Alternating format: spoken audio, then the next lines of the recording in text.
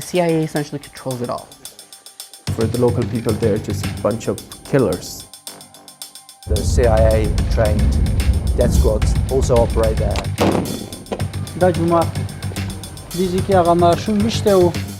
These look to me like war crimes.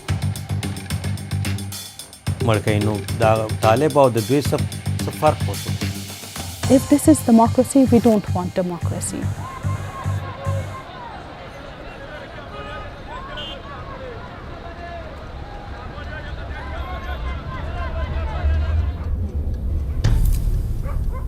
My name is Joe Glenton, a journalist and army veteran. 15 years ago, I came to Afghanistan to fight for the British Army in the US-led war and occupation. Today, media coverage is focused on peace talks between the Taliban and Afghan government, but the feeling on the ground is that the conflict is as bad as ever. So I'm back in Afghanistan to find out the story behind the headlines, war crimes, record levels of civilian deaths, and the story of the Zero units, shadowy, CIA-backed death squads killing people in their homes.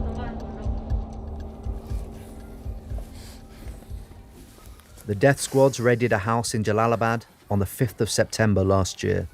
Early that morning, Ibrahim was woken by a call from his nephew's neighbor.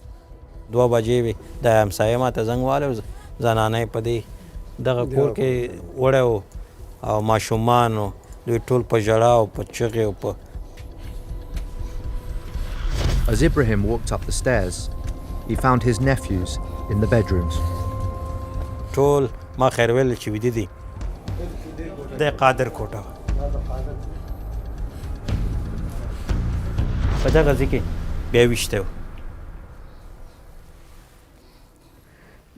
They come crashing into your house, pointing guns. Sometimes there's dogs. There's always weapons, and you're separating people. You don't really know what's happening to the women. They either kill you or they take you. Ali Latifi is one of the few independent Afghan journalists covering night raids and civilian casualties. These targeted killings and these raids, and they're not rare, and they're been around for a while. Since essentially the start of the war. My fellow citizens, the United States military has begun strikes against Al-Qaeda terrorist training camps and military installations of the Taliban regime in Afghanistan. Afghanistan is the CIA's war. Records show American spies were in Afghanistan just 8 days after 9/11 and weeks before the land invasion in October 2001. The warlords they had been funding since the Soviet occupation in the 1980s were set to work, and the Taliban government was defeated within months. When I joined the war in 2006, the Taliban insurgency was in full swing, and the US developed a strategy of targeted assassinations on Taliban leaders. These raids took place in civilian areas, and many were killed as a result. But in 2014, the US started to transfer these responsibilities to Afghan forces, shortly before NATO officially declared the war to be over. No, the war is not over. In fact, it's actually worse than 2001, 2002, 2006 or 2010.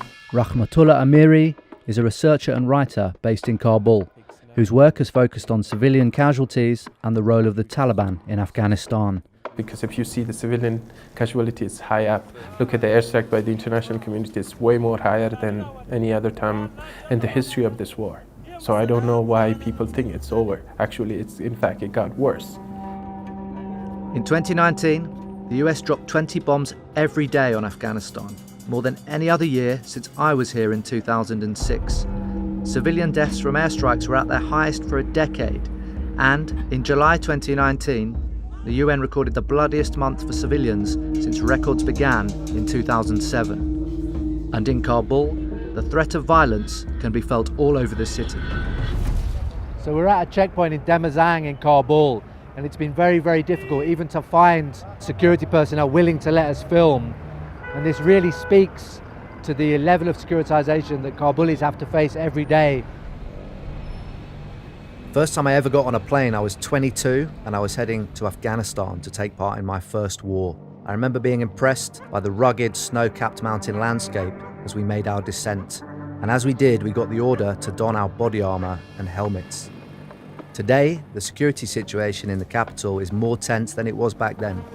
Someone who understands this better than most is Malalai Joya, a dissident and former MP who now lives in hiding.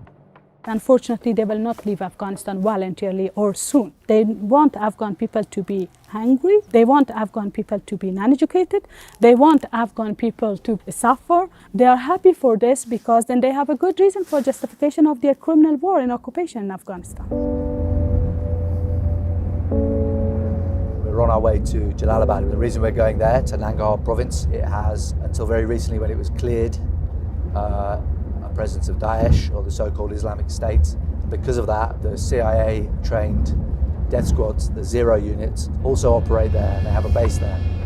In Jalalabad, we go to speak to the Nangarhar Chief of Police to ask for his help in getting to the site of a recent raid in Hugyani district. We're going to go with some of your officers to Hugyani. What can we expect? ورته اول خو خوګیانو ته تګ اوس فعلا هیڅ مشکل نشته ده نو تاسو کولی شئ چې لاړ شئ خوګیانو ته په فضل د خدای داعش په ننګرهار کې ماتې وخوړه دا اوس تاسو وګورئ هغه د داعش مرکزونو چې هلته موږ تاسو په یو رنجر باندې ځو هیڅ نوع مشکل نشته ده. The raid took place in a small town called Nemla, a 40-minute drive from Jalalabad towards the border with Pakistan. Parts of Nangarhar are controlled by the Taliban, who, after nearly 20 years of war with the US, still control or contest more than half the country. This became clear when our convoy made a sudden U-turn, realizing they'd accidentally driven us 3 miles into Taliban territory. The Colonel has assured us that Nimla is safe. However, he sent us along with a group of his best men in 3 armoured Humvees, currently sitting behind a sniper. They're taking no shit off anyone in terms of pushing people off the road. We left the police and travelled a short distance to Nemla village, where 6 civilians were killed in a night raid by the death squads in July 2018. په دې ځای کې چې و دوکان او هغه دوکان هم د دې چاپې په شپه باندې ختم کړی. دا د جومات نقشه ګورئ، دا جومات و. دې ځای کې هغه ماشوم ویشتی و او بیا دې پاسه د جومات پرې راغورځولی و. بیا د هغې نه وروسته دا پمپ ګورئ، دلته دا موټر ګورئ، دا سکار دا موټر ګورئ، دا دلته په ماشینه باندې ویشتی دی، په ګولۍ باندې دی، په ګولۍ باندې ویشتی دی. دا شیشې نه وي، دا دوکان دی. دا په د شپې ورته بمونه کېښول او ویل وځولو.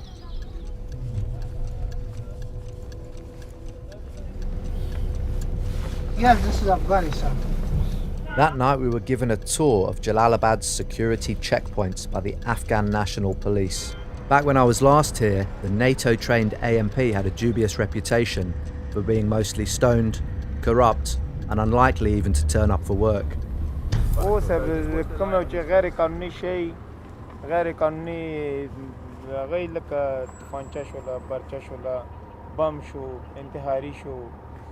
So we've come to a checkpoint here which is much more serious, and if you pan around, if you look over in this direction, you can see there's some fortifications, you can see the guys checking vehicles, you can see the guys also have better equipment, though still the ubiquitous AK-47 you see around here.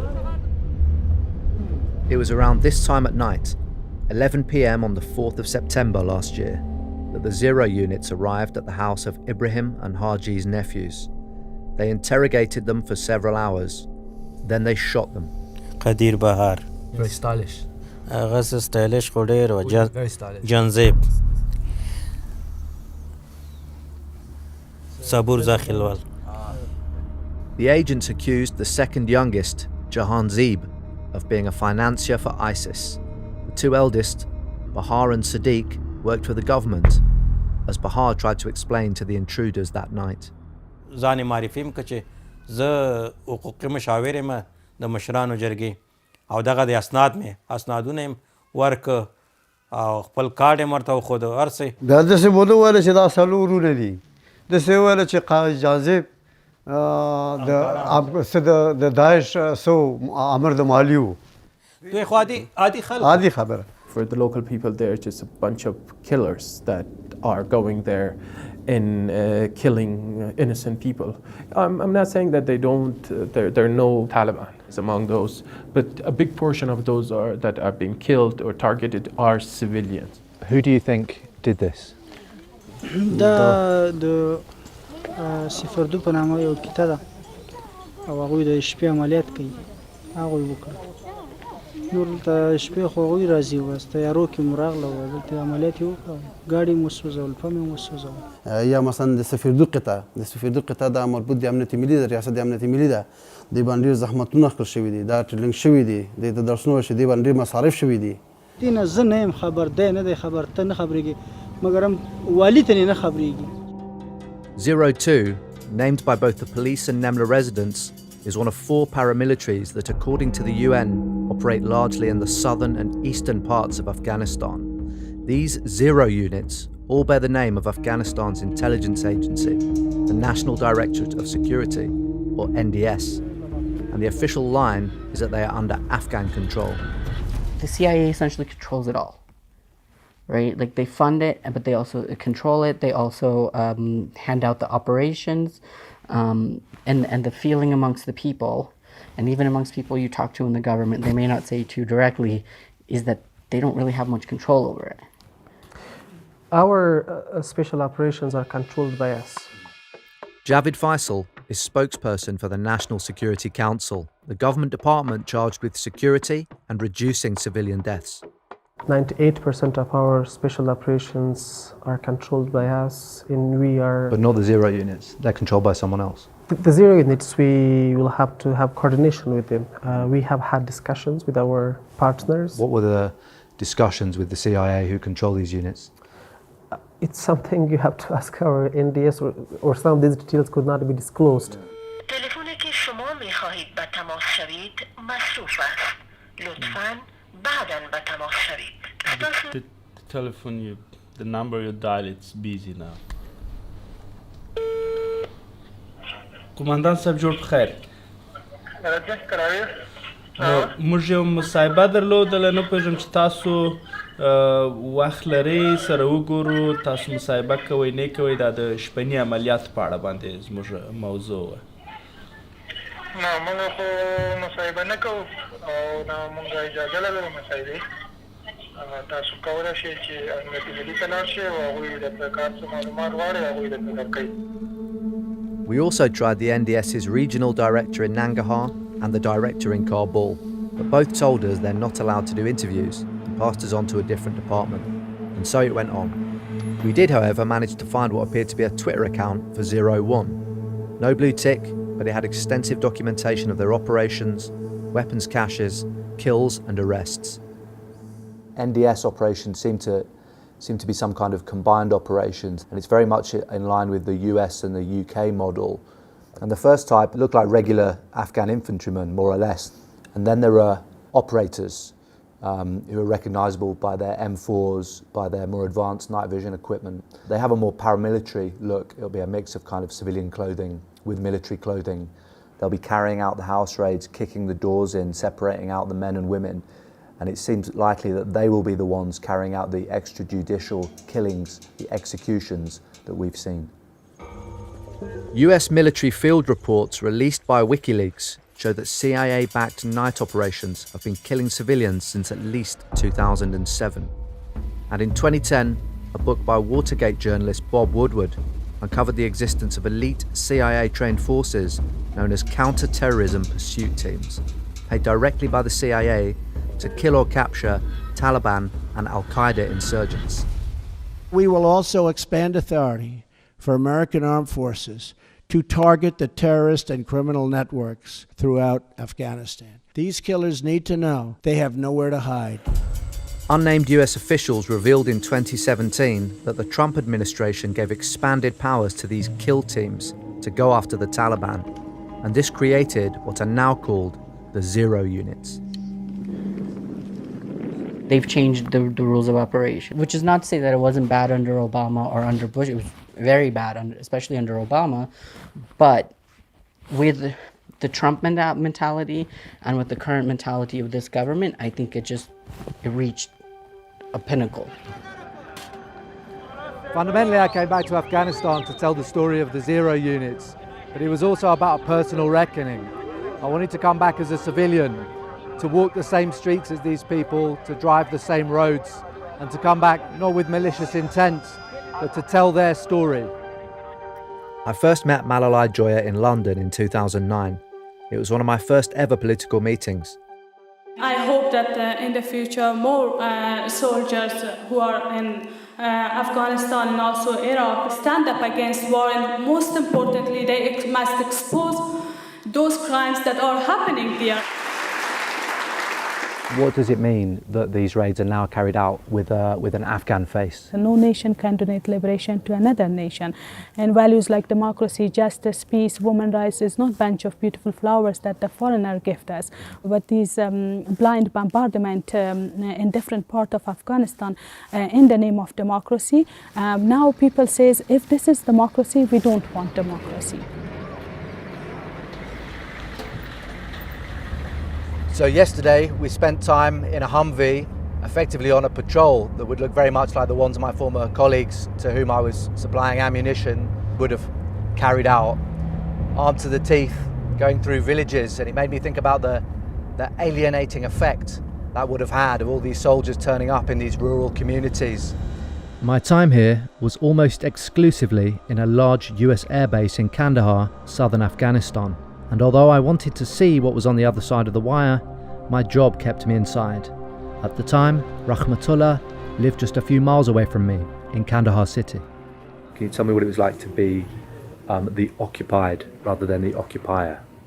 The first thing was that, hey, stop. They yelled, they screamed, they wanted to intimidate you. Mm-hmm. And then the second, they would search you. They would ask you to pull up your man dress. One of the most disrespected thing you could do to an Afghan. But remember, you can intimidate them right then and there, but the hate remains in his heart forever. Afghans have long memories. Many remember the previous occupations by the British in the colonial period and the Soviet Union in the 1980s.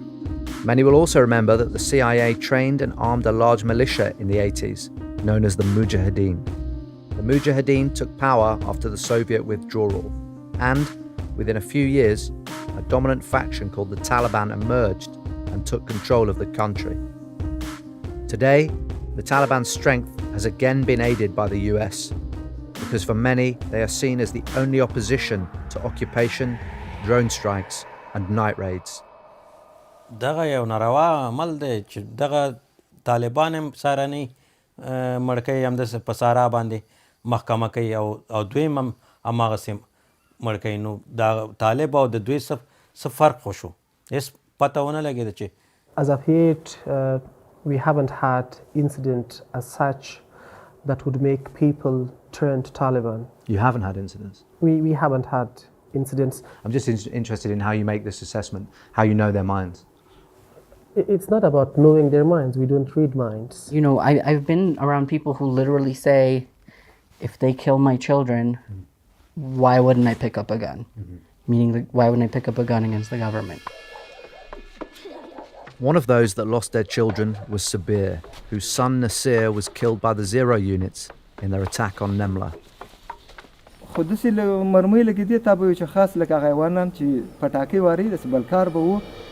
Sabir had been with Basir shortly before the Zero units arrived and had arranged to meet him by the mosque. No, was the Harry was the Khabar Conche, the Jumati Mazu Kana, for you took the Balhal by Khabar Nidikana, Ragla that the Kili Halak Ragla, oh, the Kili Halku Musar Kumakum, Rasta Wokala, which the Ala Delta Kanach Paikari, Delta Laskari.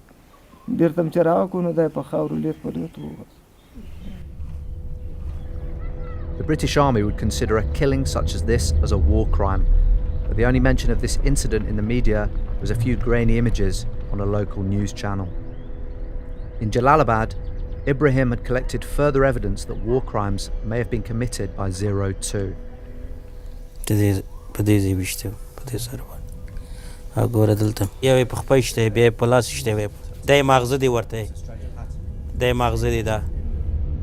The uncles also believe the photos are evidence that the Zero units planted weapons on their dead bodies. Clean. Very clean. دوی یو په سر شته یو په لاس یو په خپه د لاس نه موته وم دلته لګېدلی او خپې نه موته دلته پرته وه دې ځي کې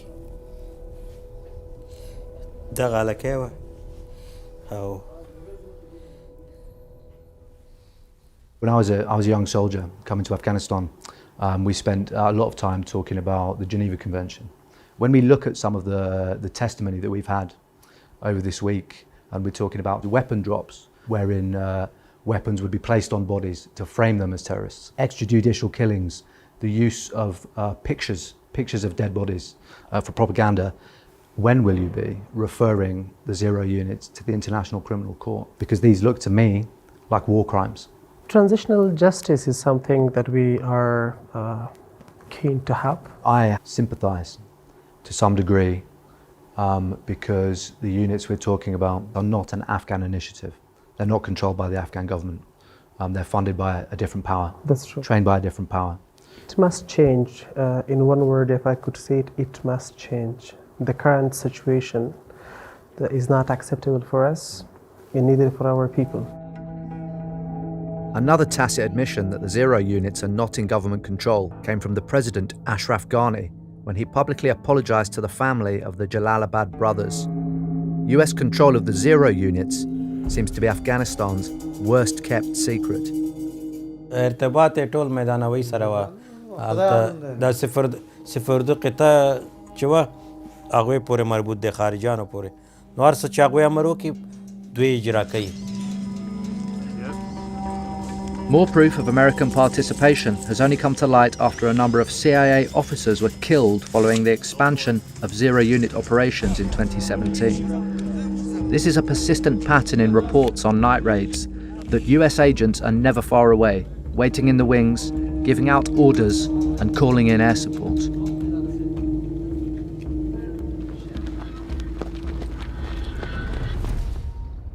So the key lesson I've learned on my return to Afghanistan after 15 years is that this war is less accountable than ever.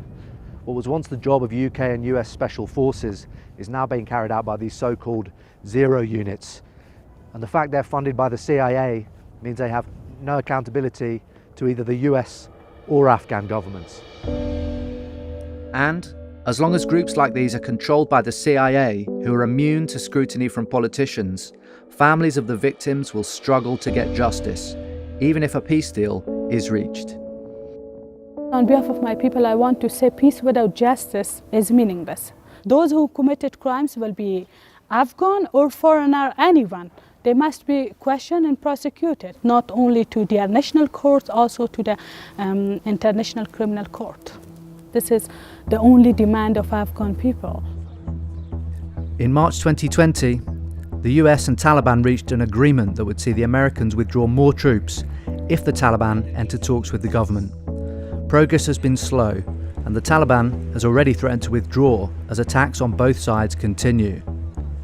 Regardless, the CIA have shown throughout history that they have little regard for democracy and political processes like these. And history has also shown that powerful militias, like in the case of the Mujahideen, don't stay loyal to their paymasters forever. What do you do with the reformed Taliban, right? Like the Taliban who hand themselves over? Legit question. But the 01, 02, 03, Host Protection Force, all of these, what do you do with them? You know, when peace has been achieved. If history is anything, they'll probably just be moved to something else and they'll reformulate their brutality. My final night here as a soldier was spent drinking sangria in an airfield just outside Kabul. I spent large parts of my 7-month tour questioning why we were fighting this war, but as I flew out, my overriding feeling was relief as I caught a final glimpse of the city. Many fighters across Afghanistan might soon be able to reflect, as I have, on their role in the war. But as long as the intelligence agencies of the Western world continue to use armed groups to serve their narrow interests, meaningful peace in Afghanistan is a long way away.